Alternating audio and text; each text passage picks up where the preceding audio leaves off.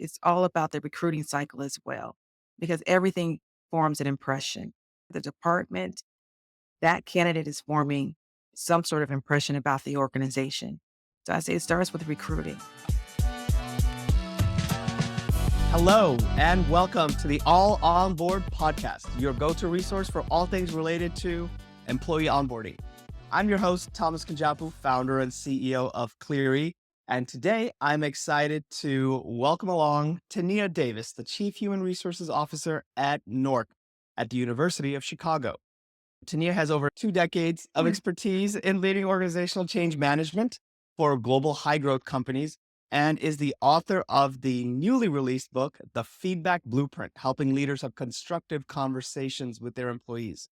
As the first ever CHRO at this organization, NORC, she has deep experience across the HR spectrum, including operational leadership, organizational development, compensation, HR analytics, and embedding DE&I initiatives into the broader organization. So, Tenia, welcome to the show.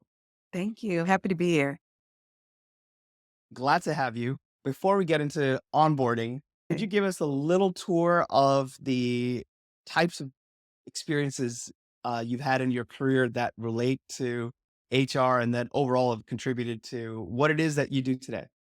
Yeah. I've had a really exciting journey. I've worked in several industries. I've worked in insurance, healthcare, space and defense, entertainment, tech, publishing, cosmetics, consulting, and now research. And it's been a wonderful journey and all through the cycle of human resources in different capacities. Now, you mentioned research. So NORC is a research organization affiliated with the University of Chicago. Could you tell us a little bit more about the organization and also where there was demand for a chief human resources officer? No, the organization just scaled. I mean, NORC is a bipartisan research organization, and it's really exciting to work side by side with folks that are very passionate about the things that are shaping the world. A lot of the research that comes out, and it's all on our norc.org, we are able to really tap into information in a meaningful way and provide data to a broader audience and bring light to things that are taking place and also educate, right? Through data. As a bipartisan organization, it's also great because we don't stand on any side and we look for the truth and where the information sits. And that's what we provide. Very excited to have joined the organization. It's scaled extremely fast. I think the need for a chief HR officer came about like in any other organization. That scale is just needing infrastructure and, of course, a stronger focus on the people and how do you mobilize and retain and grow and continue growing an organization. So that's building in the right infrastructure. So, speaking of scaling and building Yes. infrastructure, could you tell me a little bit how you think about new employee onboarding at NORC and your broader philosophy about employee onboarding? Oh, it's very important. I've studied high performing organizations for a long time. And there's so many different philosophies around orientation, onboarding, who is responsible, and who passes the baton. And I want to back, it's actually before that piece. It's all about the recruiting cycle as well, because everything forms an impression. The department, that candidate is forming some sort of impression about the organization. So I say it starts with recruiting. And then once they say yes and sign on the dotted line and they join the organization, I still think that there's some socialization that needs to take place before they join. Typically people are nervous. They're meeting new teammates. They're seeing a new organization and landscape. So I always encourage folks to reach out to the candidate before they start and say, we're happy to have you and look forward to seeing you on Monday. For some, it goes a long way and sometimes eases the anxiety starting day one. But the orientation and onboarding itself, it has a lot to do with the connection and keeping that person involved, understanding the cues of the organization, the culture, and the teammates. How do you continue helping this person connect in, like you say, the honeymoon phase, but kind of keep some of that lingering on. What you don't want is for an employee to feel like there's a bait and switch, like you did all these wonderful things and then I'm here and now there's nothing. So you don't want that. So yes, definitely my philosophy around is to keep the engagement, make sure it's authentic and true to the organization, and one that will help the employee understand the operation of the business and also how they can be successful in their job. I'm a fan of 30, 60, 90. That's part of my I think it's really important for a person to know what's expected of them and what they're expected to accomplish in their first 30, 60, 90, 6 months, year into the job. Okay, so there's a A lot lot there. to So unpack. so yeah, we're talking about the operational logistics, 30, 60, 90, getting the feeling of like connection to Mhm. the organization, to their manager and their team leads. If you think about the team that is supporting all of this, which is of course the HR team, but many other teams as well. If you just think about the journey of any particular employee, what do you think is the role of HR in this whole project? Yeah, I think the role of HR is the facilitator, right? Making sure that the infrastructure is in place, the tools are in place, and also having a framework for the departments to follow, right? It tends not to be the best muscle that most departments have, but making sure that that infrastructure there and facilitate the interactions and the touch points with the new hires throughout their cycle, right? Not just their day one. So I see HR as the facilitator and the partner with the Mhm. business. So it shouldn't solely be just HR. I mean, but it's a collaboration with the department. And it's also HR providing the right resources and structure for the department to have that interplay with new hires. Hey, it's Thomas here. Hope you're enjoying the episode so far. Are you curious to see how your onboarding program stacks up against the industry's best? Check out Theory's latest onboarding assessment tool. It offers in-depth analysis and customized recommendations to enhance every aspect of your employee onboarding, from pre-boarding to company culture integration and more. Whether you're just setting up your onboarding program or you're a CHRO at a Fortune 100 company, this assessment can improve your onboarding know-how. Check it out at gocleary.com/onboarding-assessment. Again, that's gocleary.com/onboarding-assessment. You can also find the link in the episode notes. Now back to the show. Do you have any tactical examples in an onboarding program, things that you feel like have worked universally or things that, you would recommend or things that may work because it's worked in some instances or in some departments, in some organizations? Yeah, where I've seen work at its best is during the orientation itself. There's so much information that is flooded to a new employee. They're not going to Mhm. remember all the information. So what I've seen have really good traction is some of the what I call administrative pieces. That aspect of it, you can kind of cycle that separately. But really what a person wants to know is how does the organization tick? It's something simple. How do I get my computer to turn on or whatever that might be? That's another aspect of it. But then the most important part is what happens when that employee walks through the doors of that department. That's really the important piece. And how do you establish the expectations of that relationship? And that's where I think HR does a really good job at connecting those dots for that employee. Okay, so I met my manager. That's really important to do. Where I've seen onboarding fail if the employee doesn't meet anyone on their team. So understanding who is on the team, understanding the resources of the team, and then how do I get to the execution of doing my job? So understanding all of those factors. And I think that's very important, at least the first week of cycle, so that the employee knows who to go, where do I have the resources, the tools to do my job, and what's expected of me. And in that interplay, HR is working with that department. Where I've seen it have really good traction is if the department has a formal process in place so that it's not, oh, they're starting tomorrow. Let me figure out where to go, who's doing what, but have a formal process in play and structure so that there is the orientation. And then when they go into the department, this is what the checkoff is. And these are the folks that will be committed to that person's onboarding, right? And so I think having the right resources on the team in place and they understand what their roles are is very important because a new employee will not know how to navigate all of that. And where I've seen onboarding not have good traction is not having those formal touch points in place for a new employee. Who do I talk to? Where do I go? Where do I find this? So having some sort of buddy per se is really important to help them navigate where they can ask questions and start forming, their internal community.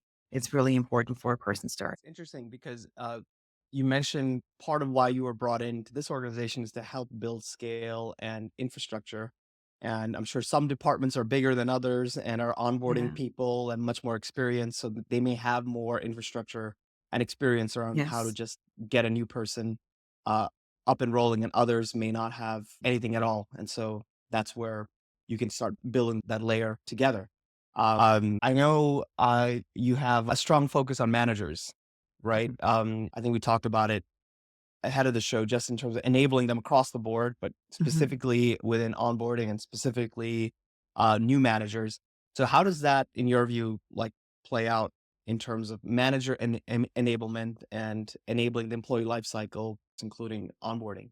So it's really interesting that you asked that question because especially new managers, now they're very good technically, but still learning how to be a leader. And I think that's where the partnership with HR is so critical, where HR helps build those kind of frameworks in for them so that they're not having to figure that out along the way. Because some of it, they just won't know.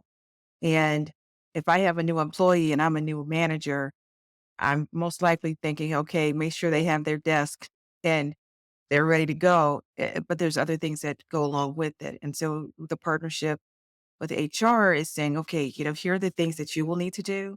And here are the things that, we will need to help them walk through during their first week, their second week. So guiding the manager through how to support the new employee is very critical, along with the manager also learning how to be a leader. I see in some organizations where it's just dropped at HR's door, and I haven't seen that to be successful because the employees aren't going to interact with HR day to day. And so they will need to have some sort of integration into the department, into the team, and that's where I think HR adds value, working with that leadership team and having the right practices in place to help those teams merge their new employees a lot smoother. I was at one company and we had a new hire. There was a team meeting taking place, and the new hire was still at their desk, and they were a pretty senior leader. They didn't know that there was a team meeting. So you think about little things, but making sure I have found having a checklist and an orientation. You had mentioned what works good at what I've seen is an orientation for managers,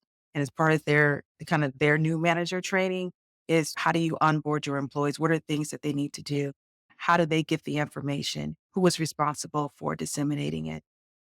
Once those pieces are in place, I've seen onboarding have a smooth transition, especially for new leaders, because those just aren't the ticklers that they will be thinking of. However, I think that's where HR can partner with them. And if there is a playbook per se, then as leaders are promoted within the organization, then you can walk them through, not only this is how you lead and manage the performance side of it, this is how you onboard, this is how you engage your team and bring, a collective group together. That's interesting. Investing in a new hire onboarding program specifically for managers might be something that you're doing pretty early on as well. Yes. Every company is different. There are some that might say, there's a cookie cutter approach and it should be these four or three things. I just haven't seen that. I think some organizations are more mature along the way and there is something in place and you're just building on. And then there's some organizations that are in the very beginning stages and trying to figure that out. But I think that's a collective conversation as well with the business groups of what are their expectations and what is the movement of the department. And also, what is it that this person needs to learn? Right. And so if there is a body of information they need to do their job, then I think collectively with HR, it's good to partner and say, okay, how do we want to disseminate this body of information over what period of time so that the person can take it in?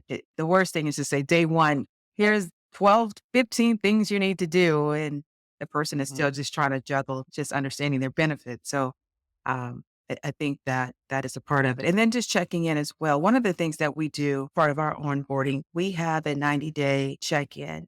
And through the analytics, we're able to capture the 90-day experience. So, how was the recruiting? How did you move? How was day one? How was day two and day three? And were you able to connect in with your department? Did you meet with your manager? Did you meet with your team? So we have a series of questions that we ask the first 90 days. And then we have a 6-month check-in, and then of course end of year. So we studied the data, those trends to see, okay, how are new employees connected in the organization? Is it the same throughout the departments? Where do we have kind of dips in information or opportunities to fine tune? I think that's really important too, is understanding the data behind the action. Because we can have a great program for one department, as you mentioned, and then a new department forms and the experience is totally different. We measure the employee experience, and I think that's a very important aspect of it, especially as we evolve. There was something in place when I joined, and it was a very thoughtful process. The organization just scaled really fast. And in a dispersed workforce as well, how do you connect in those that are not in office and manage those connections as well? Yeah, it's very important to I guess think about that life cycle just beyond the HR or global company level, but all the way down to this experience which is lived with the manager and the Mhm. department, and whether they're hybrid, remote, Mhm. and in person. I've always thought about that when you instrument the experience and the onboarding experience, when companies are scaling, you'll see different types of departments within the organization, some that have pretty mature, like calendar handoffs, Mhm. multi-week training programs, and Yeah. others that are much more ad hoc.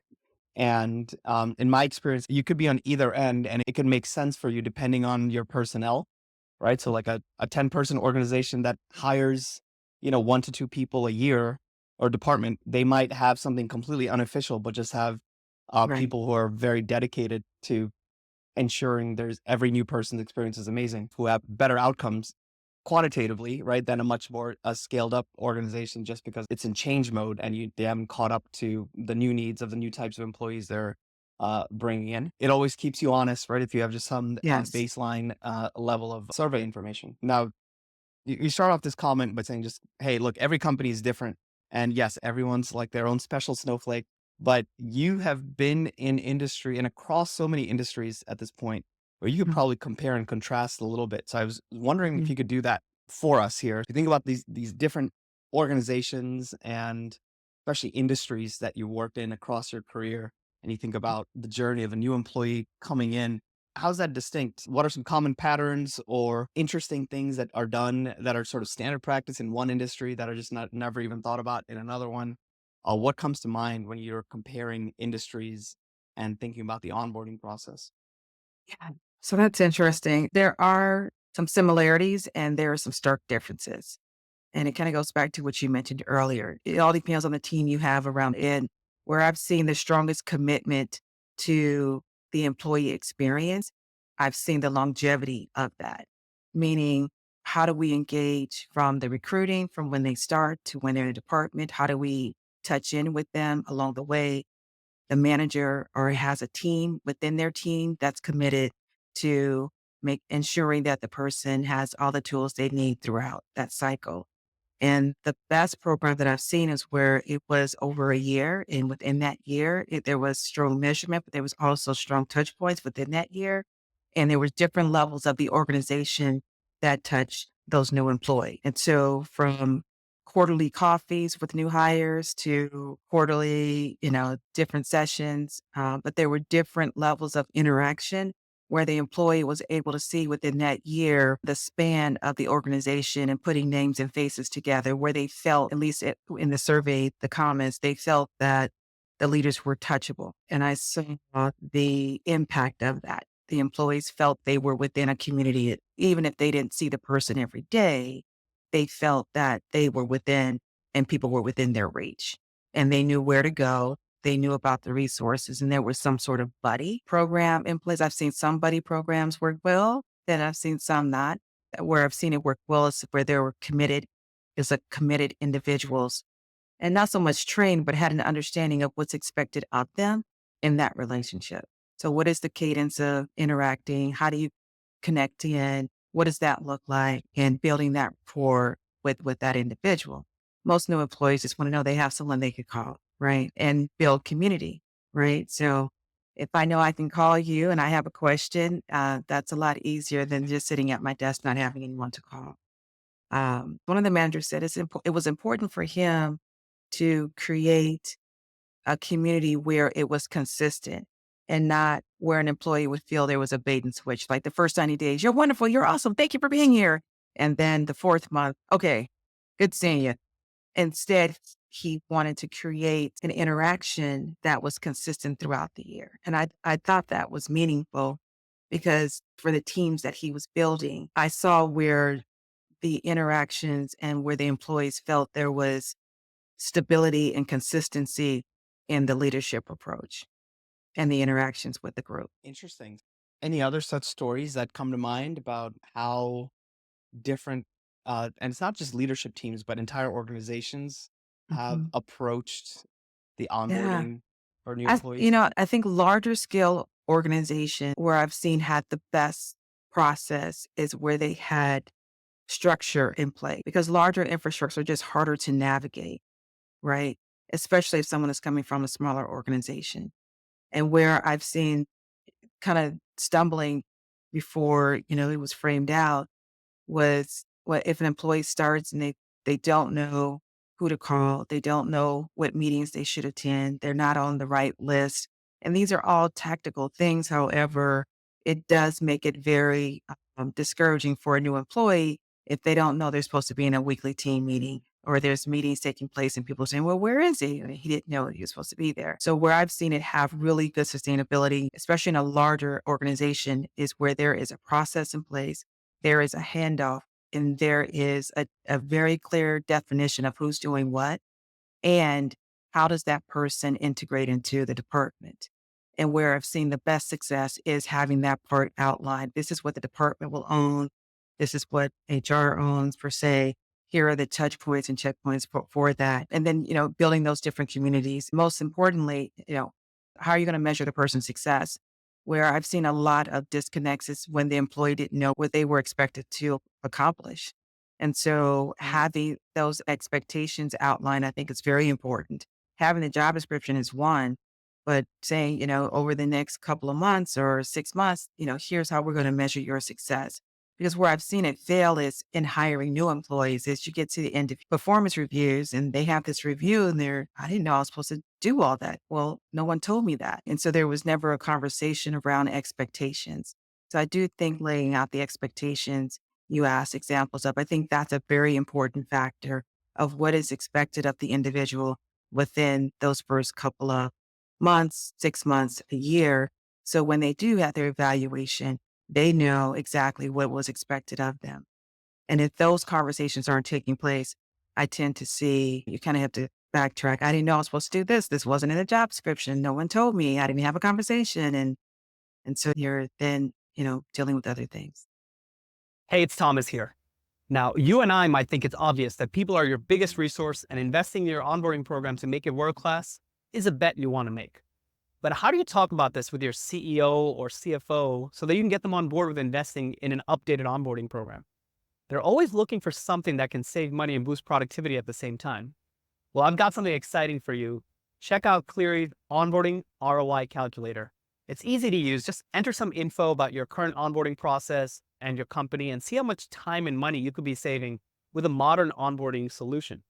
Head on over to gocleary.com/onboarding-ROI to give it a try. See what you learn and let us know what you think. Again, that's gocleary.com/onboarding-ROI. You can also find a link in the episode notes. Now, back to the show. Okay, so this is a wonderful point, and I want to talk about the feedback blueprint in relation to this, of course, your new book. And this is a challenge for organizations in general, but specifically for managers, new managers, where you're rolling out the red carpet. Maybe you realize you need to invest in this person that you coming on board. You invested a lot in the recruiting cycle, feeling very confident, and you just want to sell the organization. You keep doing that for a while, and then at some point you get to, like you said, some kind of feedback cycle. And it can almost be jarring for having that conversation after you've been just kind of smiling and talking positivity and showing the best part of the org this entire time without necessarily talking about expectations and performance and the autonomy that you were hoping the person would have by this time. So how do you transition, or should there be no transition? Should you be kind of giving feedback from day one or even in the recruiting cycle? How do you make sure that it's not a jarring conversation, the first feedback conversation? Yeah, I always say that there's always these unspoken rules, and that's so important to share with new employees. How are decisions made in the organization? How do you disseminate information, or what are those cues? Because that has a lot to do with how a person executes. Where I've seen it have the most success is day one, you want to have the conversation around expectations, and you want to map out what is that cycle and how will you measure it. That should take place day one. I don't think that's a conversation that waits. We have a 30, 60, 90 plan, and I've seen that have good traction as well in other organizations where an employee will say, well, I know what's expected. I know they're wanting me to do. So now I just need to know where are the tools and the other parts of this. But I have found throughout my career, that's really where leaders struggle, whether they're experienced or new, is how do I give this feedback? Because they do spend the first couple of months around, oh, so happy to have you, the rally. And when they omit having the expectations conversations, then it does seem like it could be a little traumatic. So I think it should be done to answer your question. It should be done on the front end and throughout the cycle and measured, right? So how are we mapping to this plan? Okay, you're hitting this target. You're doing this well. Still like to see you focus on X, Y, Z and continue doing this.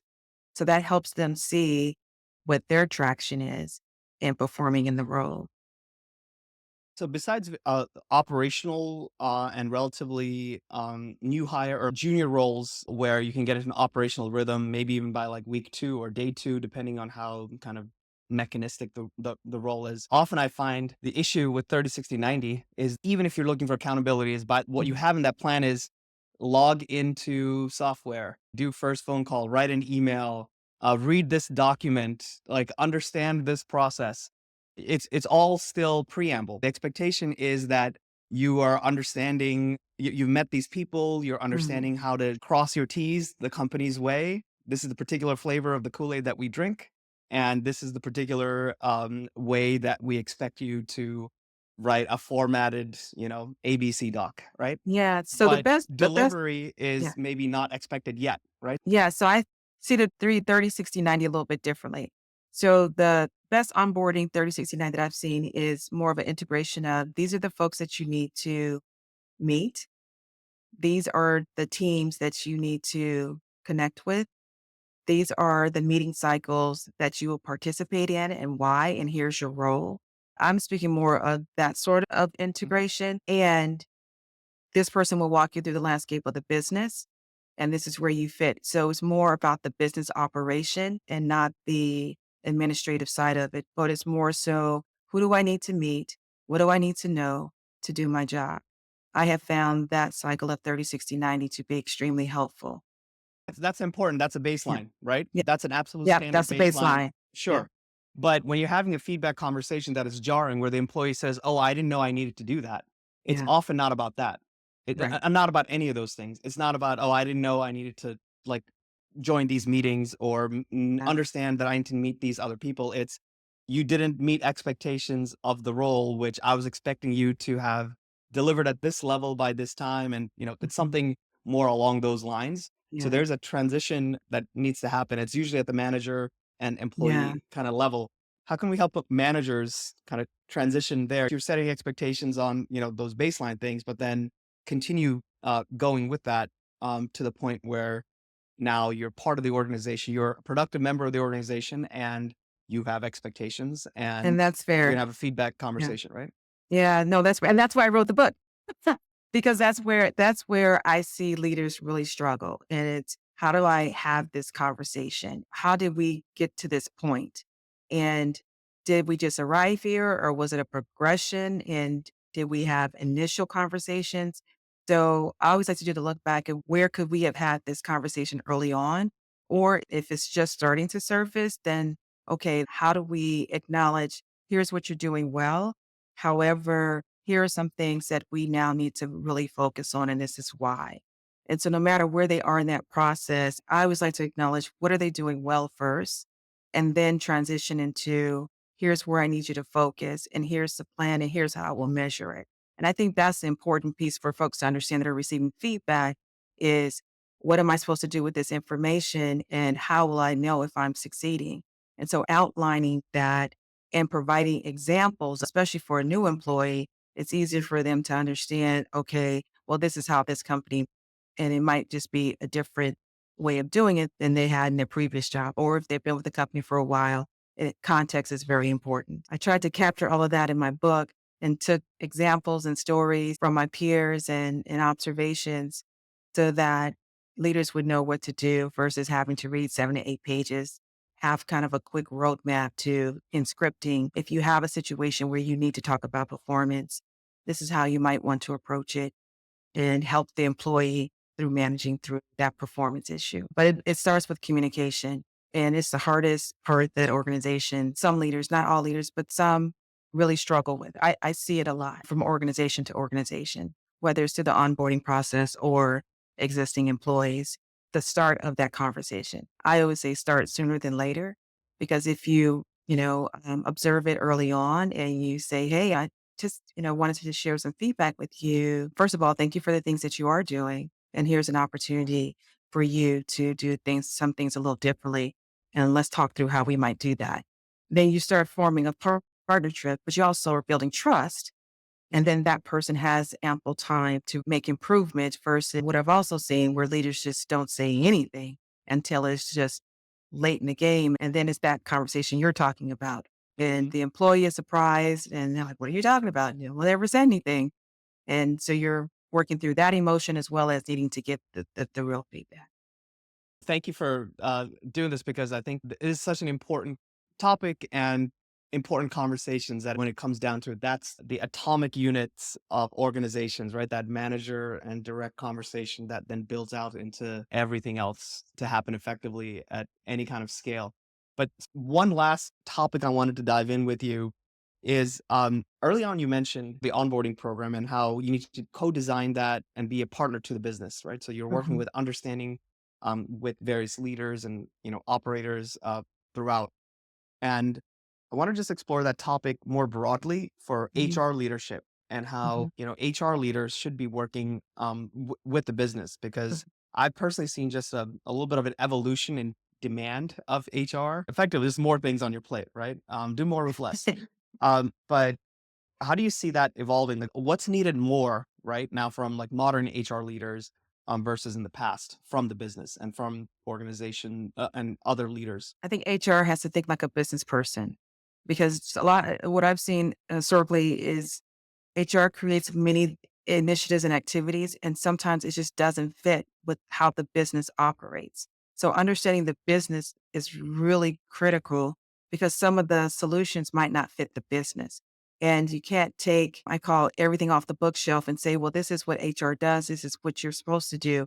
Hmm. You have to look at how does that business operate and what is really the need. So you do need to work with the business. I think the partnership is critical to understand the business need, to understand the nuances of that business. Some organizations if they like consulting models, time is money and how you spend their time is very critical. So you're building resources to support them, to help them run their business better, not add on exercise because it's an HR thing. So I think understanding the business and how it operates and how time is allocated is very important because the business will respond that way. If they feel you're taking time away from them and what you're giving them is not adding value, then there will always be this conflict. So understanding the business is extremely critical. And I think HR professionals today kind of need to have a business mind per se, because if the solutions you're presenting is so in conflict with how the business is running and operates, then it's almost being tone deaf to solving the problem. So where I've seen HR have the most success is understanding the business. So even if it's something the department doesn't really want to do or have complete buy-in, they're understanding the value that you're bringing and supporting their business, right? And you take baby steps going in that direction until there's full trust on both sides. Interesting. So maybe an early smell test for yourself is my audience or my counterparts thinking of this potentially as does it smell like an HR thing Yeah, versus does it feel like their thing, right? Or right. our thing, ideally. Yeah, because Uh, that's what I hear leaders say. Oh, here comes HR. They're going to tell me to do something, and I don't have time to do it. And I don't even know what they want me to do. And so there's no connection to the value. And that the value wasn't presented because the business wasn't participating in the discussion for HR to even come up with that solution. At the very least, when we say HR needs a seat at the table, at least you need to be in the executive meetings where you're Yes, actively listening and understanding correct. what is happening strategically across the board in your industry, across every Absolutely. operational leader's desk, right? So that you can actually be a partner in that solution. Absolutely. Thank you for that. Are you ready to get into our lightning round here Okay, of go ahead. questions? Okay. I'm going to start easy because I know you're in Chicago, where you may not have much of either of these. Beaches or mountains? Beaches. Okay. If you had one piece of advice that stuck with you that you maybe you received some point in your career, is there anything that you'd love to share with us? Be curious and open to learn. Okay. So then you stay curious and open to learn. I don't walk in the door as a teacher. I walk in as a student. And I look at it as an opportunity to add something else to my tool belt. And I can't problem solve if I'm in my own head, right? And so I need different factors, different ideas, different data points. So I approach it as what is it that I need to learn to help solve in this situation? What is at least one reason that got you to write this book about feedback and the feedback loop? Because it is the number one thing that I see across organizations where leaders struggle, whether they're experienced, whether they're in the C-suite, whether they're a first-time manager. It is the number one thing that I see across organizations and at different levels. Struggle with giving feedback. I'm a new manager. You don't know anything else about me. I want one piece of advice that might be helpful for me as a new manager in having a conversation with one of my new employees 6 months in around feedback. What do you got for me? Get to know the employee, understand the dynamics of your team. It's hard to give feedback if you really don't know or have context around the situation. So make sure you understand the factors in which you're giving them feedback on, and make sure you have sound examples. Make sure that you're establishing a relationship with the person for them to respect the feedback you're giving. Okay, so now one last one. If you could wave a magic wand and improve one thing for every new employee who's walking in the door, for every organization around the world, what would you improve? That's a loaded question. I wouldn't say on the front end, it's on the back end. I would improve the performance review system as a whole. It doesn't work. Got it. All right, well, thank you, Tenia. That's a wrap for today's episode of All On Board. I hope you all found the conversation here to be very valuable as you think about your own organization, your own employee experience, and onboarding efforts. But don't forget to subscribe to our podcast. Stay updated on the latest tips and trends in employee onboarding and all things employee experience. And until next time, best of luck as you get your team all on board.